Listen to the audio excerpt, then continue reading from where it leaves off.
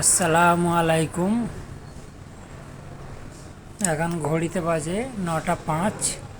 আমি একটা ছোট্ট প্রশ্ন করছি দর্শকদের উদ্দেশ্যে। টাকা আর কলম আর আগুন, এই তিনটে জিনিস তিনজনের কাছে আছে। এক ব্যক্তি বলছে আমার কাছে টাকা আছে, আমি সব থেকে শক্তিশালী। এক ব্যক্তি বলছে আমার কাছে কলম আছে, মানে লেখা পেন, ও বলছে আমি সব থেকে শক্তিশালী।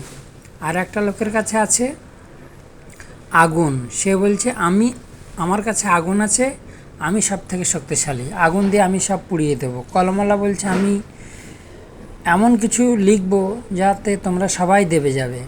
টাকা বলছে আমার কাছে টাকা আছে, আমি সব থেকে ক্ষমতাশালী। তো আমার প্রশ্ন হচ্ছে অ্যাকচুয়ালি কোনটা ঠিক, কার শক্তি সব থেকে বেশি? এটা আপনারা একটু কমেন্ট করে জানাবেন।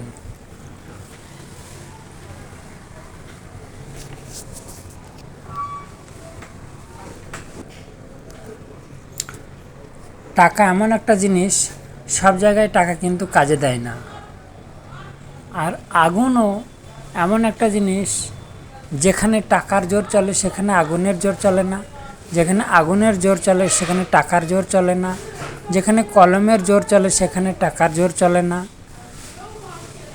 এরা উভয়েই মিলেমিশে, কেউ একা শক্তিশালী হতে পারে না, উভয়ে সবাই সবাইকে প্রয়োজন।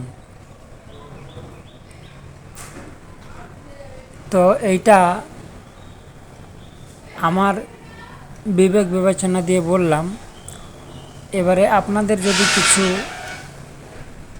কমেন্ট থাকে সেইগুলো একটু বলবেন যে অ্যাকচুয়ালি কোনটা ঠিক, কার শক্তি বেশি, কার কখন শক্তি বেশি।